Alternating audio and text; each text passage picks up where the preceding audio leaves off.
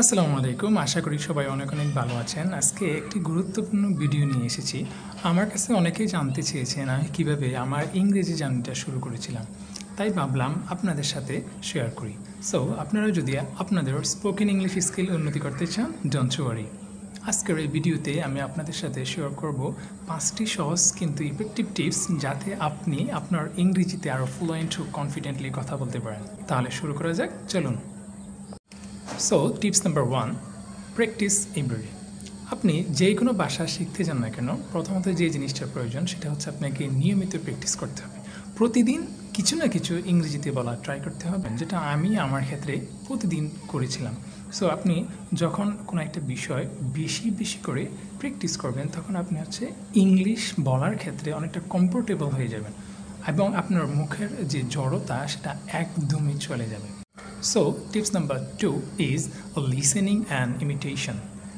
এটার মানে হলো আপনাকে যেটা করতে হবে, প্রচুর পরিমাণে ইংরেজি শুনতে হবে এবং এইটা আপনি নিয়মিত করতে হবে। এবং এটা করার জন্য আপনি যেটা ফলো করতে পারেন সেটা হচ্ছে আপনি ইংরেজি পত্রিকা পড়তে পারেন, ইংলিশ ফিল্ম দেখতে পারেন, ইংলিশ পডকাস্ট শুনতে পারেন, ইংলিশ ইউটিউব চ্যানেলগুলো ফলো করতে পারেন। যাই করবেন তা হচ্ছে ইংলিশে শোনার ট্রাই করতে হবে এবং ওরা যেটা বলতেছে সেটা আপনি নিজের মুখ দিয়ে রিপিট করার ট্রাই করবেন। এবং এটা করার ফলে আপনার ইংলিশ অ্যাকসেন্টগুলা, টোনগুলা, স্পিডগুলা একদম ক্লিয়ার হয়ে যাবে। যত বেশি আপনি আপনার স্পিকিং ইংলিশটা হচ্ছে প্র্যাকটিস করবেন ওদের সাথে সাথে, তত আপনার ইংলিশের বলার অ্যাকসেন্টগুলা একদম ক্লিয়ার হয়ে যাবে। This helps a lot to improve your pronunciation in English.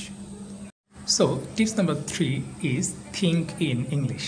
অর্থাৎ আমরা সচরাচর যা করি, যে কোনো জিনিস চিন্তা করার ক্ষেত্রে আমরা আমাদের মাতৃভাষায় চিন্তা করার চেষ্টা করি, মানে আমরা বাংলা ভাষায় চিন্তা করার চেষ্টা করি। কিন্তু আপনি যখন ইংলিশে কথা বলার চেষ্টা করতেছেন, তাহলে আপনাকে চিন্তাটাও ইংলিশেই করতে হবে।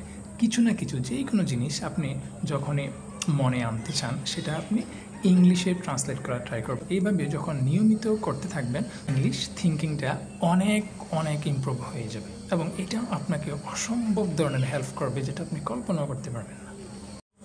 সো এবার জেনে নেওয়া যাক টিপস নাম্বার 4, এবং এইটা হচ্ছে সবচেয়ে বেশি ইম্পর্টেন্ট, যেটা আপনার স্পোকেন ইংলিশে অনেক অনেক হেল্প করবে। সেটা হচ্ছে talk to your self.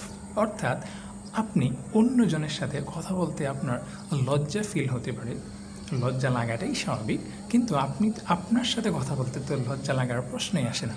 So আপনি যখনই আপনার কোনো একটা জিনিস শুনতেছেন ইংলিশ, সেটা আপনি যখন প্র্যাকটিস করবেন, আপনি নর্মালি একটা আয়না হাতে নেবেন বা আপনার বাসায় যে আয়না রয়েছে সেটার সামনে দাঁড়িয়ে নিজে নিজে প্র্যাকটিস করবেন। আজকে 5 মিনিট, কালকে 5 মিনিট, এইভাবে যখন আপনি একটা মাস কন্টিনিউ করবেন, কল্পনাও করতে পারবেন না যে আপনার ইংলিশের স্পিকিংটা স্পোকেন ইংলিশের ক্ষেত্রে আপনার কতটুকু উন্নতি করেছেন। অ্যান্ড আমাদের সর্বশেষ 5 নাম্বার টিপস হচ্ছে গেট ফিডব্যাক।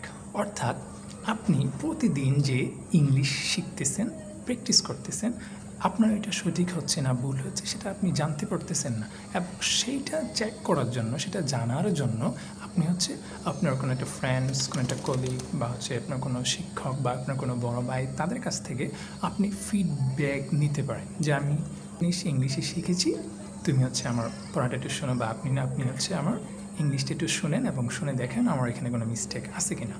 সো এই জিনিসগুলো যদি আপনি করেন, তাহলে হচ্ছে আপনার ইংলিশ অনেক অনেক ইমপ্রুভ হয়ে যাবে। শুধুমাত্র একটা মাস কন্টিনিউ করে তারপর হচ্ছে আমাকে এসে জানাবেন যে আপনার স্পোকেন ইংলিশটা কতটুকু ইমপ্রুভ হয়েছে, ইনশাআল্লাহ।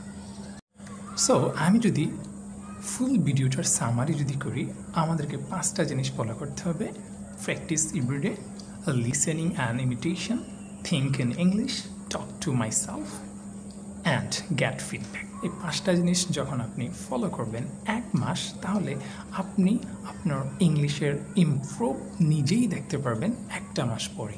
So that's all for today. আশা করি এই টিপসগুলো আপনাদের কাজে লাগবে।